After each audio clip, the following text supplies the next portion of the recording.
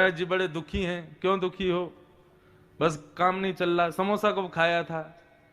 समोसा खाना शुरू करो, कृपा आएगी। अब कर लिया महाराज जी पे भरोसा, हो गई कृपा। ठाकुर जी के नाम पर भरोसा नहीं है। एक कथा सुना रहे हैं। श्रीमद वल्लभाचार्य जी की गृहिणी जब गर्भवती थी, एक दिन अपने घर में कोई क्रिया कर रही थी, बहुत ध्यान से सुनना। तभी एक तांत्रिक आया और तांत्रिक द्वार पर खड़ा होकर के अब उनका भविष्य बताने लगा, ऐसा होगा, ऐसा होगा, ऐसा होगा।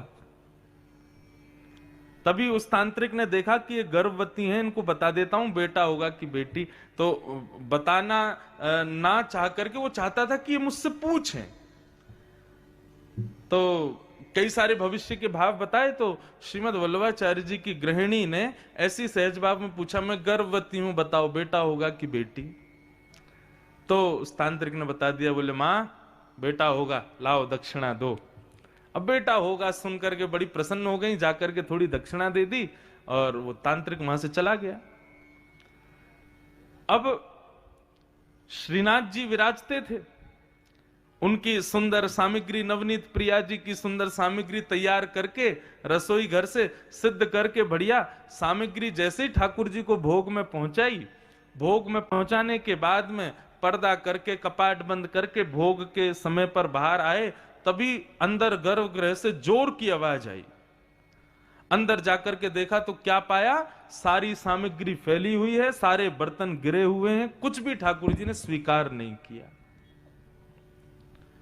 श्रीमद वल्लभाचार्य जी आए, आकर के जब उन्होंने देखा तो देख करके सामग्री गिरी पड़ी है। अब सामग्री कई बार गिर जाती है, प्रसाद भोग लगाते हैं कई बार गिर जाता है, लेकिन आज वल्लभाचार्य जी कह रहे हैं कि आज कुछ अनुचित हुआ है। उनकी गृहिणी बोली क्या हो गया? बोले ये जो सामग्रियां गिरी हैं इसको देख करके लग रहा है ये गिरी नहीं है, गिरी गई हैं, ठाकुर जी ने स्वीकार नहीं किया है।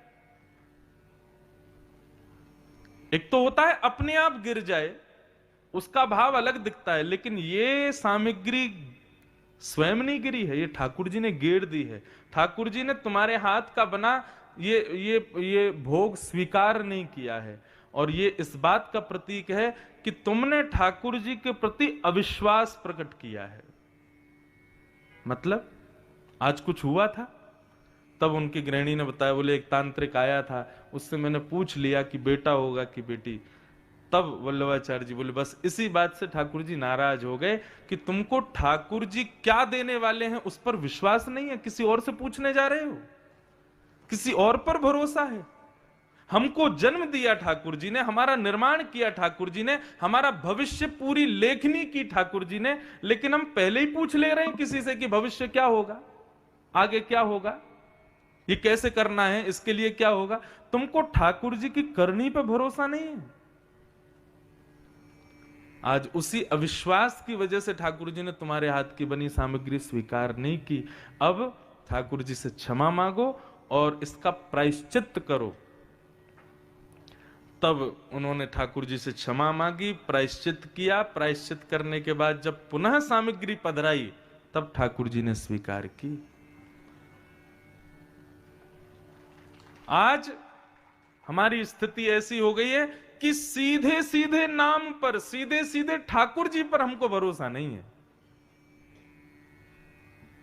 हमको दुनिया भर की चीजें चाहिए करने के लिए, तब जाकर के हम अपने कार्य की सिद्धि मानते हैं।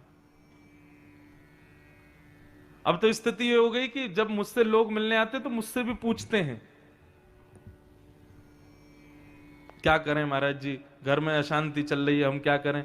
तो मैंने भी आजकल 2-3 चीज बना ली हैं। मैं भी उनको बोल देता हूं, मैंने कि सुनो एक काम करो, क्या ठाकुर जी के चरणों में फूल चढ़ाना। बोले अच्छा। फूल चढ़ाने के बाद उस फूल को ले जाके अपनी अलमारी में अंदर रख देना। ऐसे ही कोई है नहीं, मैं ऐसे ही बोल देता हूं, अपनी अलमारी में धर देना। मैंने कहा फिर क्या करना है? बोले फिर नित्य सुबह उठ करके स्नान ध्यान करके और श्री कृष्ण गोविंद हरे मुरारे हे नाथ नारायण वासुदेव ठाकुर जी का स्मरण करके इस मंत्र का गान करना है और उस फूल को हर 5 दिन में प्रणाम करना है। अब चाहिए ऐसे ही सही, भगवान का नाम तो गाएगा कम से कम, और बताऊं 5-6 लोग तो आ भी गए, महाराज जी हमारे घर में सब ठीक हो गया, बढ़िया। मैंने बहुत बढ़िया, लगे रहो तुम। विश्वास मन में होना चाहिए।